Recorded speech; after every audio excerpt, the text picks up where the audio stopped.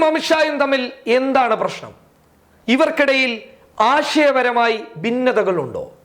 മോദിയും അമിത്ഷായും തെറ്റിപ്പിരിഞ്ഞോ? ഏറ്റവും നല്ല കൂട്ടുകെട്ട് എന്ന് BJPയും സംഘപരിവാരും വിശേഷിപ്പിച്ച ആ കൂട്ടുകെട്ടിന് എന്ത് സംഭവിച്ചു? ആരാണ് പ്രശ്നക്കാരൻ?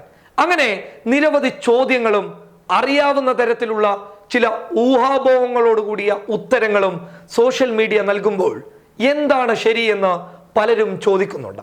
ഒരു പരിധിവരെ ഇത്തരത്തിലുള്ള വാർത്തകൾ വ്യാജമാണ്. എന്നാൽ ഇതിലെന്തെങ്കിലും ശരിയുണ്ടോ എന്ന് ചോദിച്ചു കഴിഞ്ഞാൽ കുറച്ചൊക്കെ ശരിയുണ്ട് എന്ന് ഞങ്ങളുടെ നിരീക്ഷണത്തിൽ ഞങ്ങൾക്ക് പറയാൻ സാധിക്കും. ദേശീയ മാധ്യമങ്ങളിലെ ചില റിപ്പോർട്ടുകളെ അടിസ്ഥാനപ്പെടുത്തി പറഞ്ഞു കഴിഞ്ഞാൽ ചില ആശയക്കുഴപ്പങ്ങൾ ഇവർക്കിടയിൽ ഉണ്ടായിട്ടുണ്ട്. അല്ലാതെ നവമാധ്യമങ്ങളിൽ വരുന്നത് പോലെ വലിയ രീതിയിലുള്ള പ്രശ്നങ്ങളൊന്നും ഇവർക്കിടയിൽ ഉണ്ടായിട്ടില്ല. എവിടെ നിന്നാണ് പ്രശ്നങ്ങളുടെ തുടക്കം എന്ന് ചോദിച്ചു കഴിഞ്ഞാൽ ഡൽഹി കലാപവുമായി ബന്ധപ്പെട്ടിട്ടാണ് പ്രശ്നങ്ങളുടെ തുടക്കം തുടങ്ങുന്നത്. അതായത് പ്രശ്നങ്ങൾ കൈകാര്യം ചെയ്യാൻ അമിത്ഷായെ നിയോഗിക്കാൻ നരേന്ദ്രമോദി തയ്യാറായില്ല എന്ന വാർത്ത ആ സമയത്ത് തന്നെ വലിയ രീതിയിൽ കത്തിജ്വലിച്ചു നിന്നിരുന്നു. എന്തുകൊണ്ടാണ് മോദി തൻ്റെ പ്രിയ കൂട്ടുകാരന് ഡൽഹി കലാപത്തിന്റെ എല്ലാ കാര്യങ്ങളും നിയന്ത്രിക്കാൻ വേണ്ടിയിട്ട് ഏൽപ്പിക്കാത്തത്? മറിച്ച് ക്യാബിനറ്റ് റാങ്കുള്ള NSAയുടെ തലവൻ അഥവാ അജിത് ഡോവലിന് ഈ കാര്യങ്ങൾ നൽകിയത് എന്തുകൊണ്ടാണ് എന്നുള്ള ചോദ്യങ്ങൾ അന്ന് തന്നെ ഉയർന്നു വന്നതാണ്. അജിത് ഡോവൽ എന്ന് പറയുന്നത് മോദിയുമായി ഏറ്റവും നല്ല അടുപ്പം പുലർത്തുന്ന ഒരാളാണ്. അതായത് സുരക്ഷാ ഉദ്യോഗസ്ഥന്മാരിൽ നരേന്ദ്രമോദിക്ക് ഏറ്റവും പ്രിയപ്പെട്ട വ്യക്തിത്വം തന്നെയാണ് അജിത് ഡോവൽ. അജിത് ഡോവല് അമിത്ഷായുമായി വലിയ നല്ല ബന്ധവുമില്ല. പക്ഷേ അമിത്ഷായുമായി ബന്ധമില്ലാത്ത ഒരാളെ എന്തിനാണ് നരേന്ദ്രമോദി ഡൽഹി കലാപത്തിന്റെ കാര്യങ്ങൾ അറിയാൻ നിയോഗിച്ചത് എന്നുള്ള ചോദ്യം അവിടെ അന്ന് ഉയർന്നു വന്നിരുന്നു.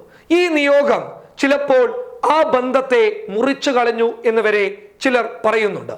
അതൊരു പരിധിവരെ ശരിയാകാനുള്ള സാധ്യതകളുമുണ്ട്. അജിത് ഡോവൽ അമിത്ഷയ്ക്ക് പ്രിയപ്പെട്ട ആളുകളെ മാറ്റിയതായിട്ടും ചില റിപ്പോർട്ടുകളും കടന്നു വന്നിട്ടുണ്ട്.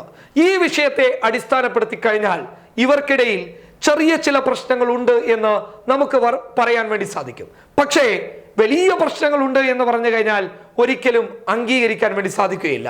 കാരണം BJP എന്ന് പറയുന്നത് RSSന്റെ പുറംമോടിയിലുള്ള ഒരു മുഖം മാത്രമാണ്.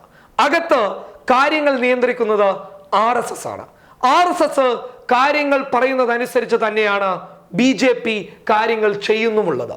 അതിനാൽ തന്നെ പുറത്തുള്ളവർക്ക് രാഷ്ട്രീയ നിലപാടുമായി ബന്ധപ്പെട്ട് ഇടപെടലുകളുമായി ബന്ധപ്പെട്ട് വലിയ റോളുകളൊന്നുമില്ല. എന്നാൽ പോലും അതിനിടയിൽ വരുന്ന ചില അഭിപ്രായ വ്യത്യാസങ്ങൾ ചില പ്രശ്നങ്ങളിലേക്ക് കാര്യങ്ങളെ കൊണ്ടുപോയേക്കാം. പക്ഷേ എന്നാൽ പോലും RSS തന്നെയാണ് അണിയറയിൽ കളിക്കുന്നുള്ളത്.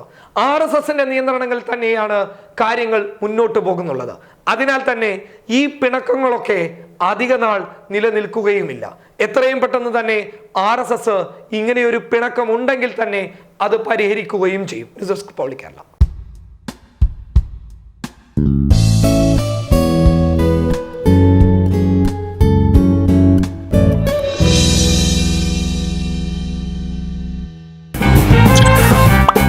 Stop.